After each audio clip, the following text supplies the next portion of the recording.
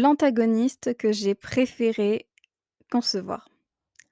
C'est une question à laquelle il est difficile de répondre parce que je commence à avoir beaucoup d'antagonistes dans ma dans ma liste de personnages, fictifs, mais je vais y réfléchir. Bonjour à tous et à toutes, bienvenue dans ce jour 4 du défi de 30 jours où je me pose 30 questions. Je suis Sandra Laguillet, je suis écrivaine. Et si ce n'est pas déjà fait, je vous invite à vous abonner pour ne rien rater des prochaines vidéos de ce challenge. Après réflexion, je dirais que l'antagoniste que j'ai préféré concevoir, c'est l'antagoniste principal de ce roman que j'ai écrit sous pseudonyme. Alors vous pourrez retrouver la première partie de la vidéo où je parle de l'écriture sous pseudo, en haut, je mettrai le lien. Alors, je ne vais pas pouvoir vous dire le titre du livre puisque, bien sûr, le but, c'est que ça reste confidentiel. Je peux pas non plus vous dire le prénom de ce personnage. Du coup, je crois qu'on va en inventer un autre. On va l'appeler, comment on pourrait l'appeler? Marion. On va l'appeler Marion. Je m'excuse auprès de toutes les Marion que je connais, ce n'est absolument pas contre vous.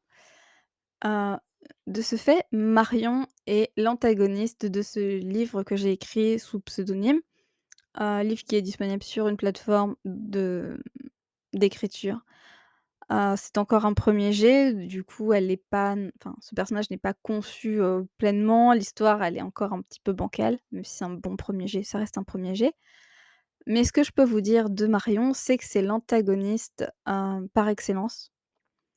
Alors ce roman, c'est une romance où il y a une triangulaire. Marion, pour l'héroïne, c'est l'autre femme, sauf qu'en réalité, l'héroïne est l'autre femme.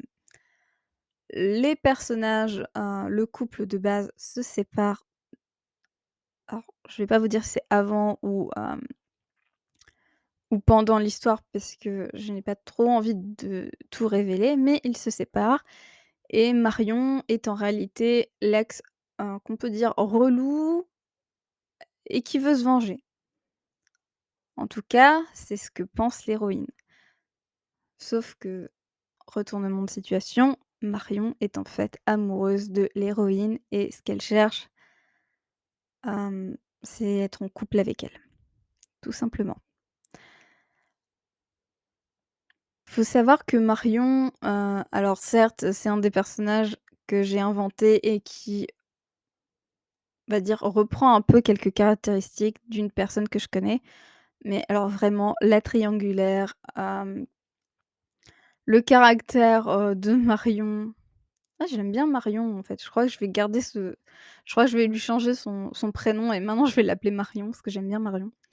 Hem, donc Marion est conçue sur une personne que je connais qui ne s'appelle pas Marion, pas du tout. Mais voilà, elle reprend quelques caractéristiques, alors que ce soit dans le physique, dans la les habitudes de vie ou dans le caractère ou dans les valeurs.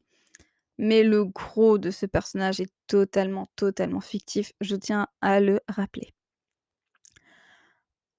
Et c'est pour ça que j'ai trouvé que c'était tellement amusant de concevoir ce personnage parce que,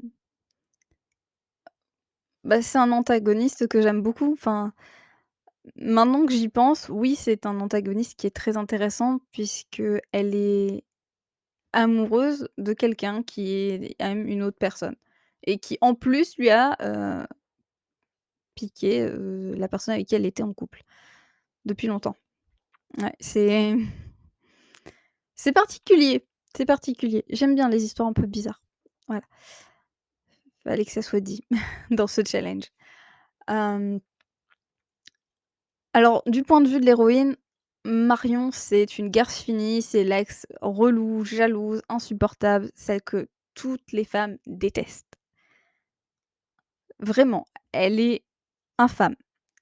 Mais du point de vue de Marion, la seule chose qu'elle fait, c'est chercher son propre bonheur et à être heureuse. Oui, rien que ça, c'est déjà énorme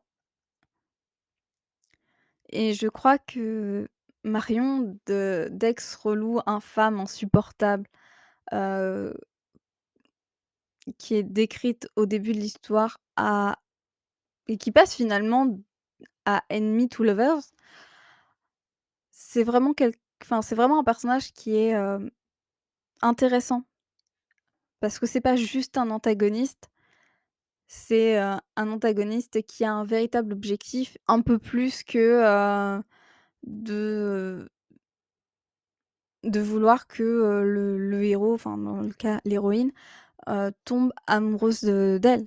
En réalité, elle cherche, à la fois à séparer le couple qui s'est formé, elle cherche à se venger, enfin en tout cas à guérir de ses blessures émotionnelles, parce que bon, se faire tromper, c'est jamais très agréable, tout le monde en conviendra.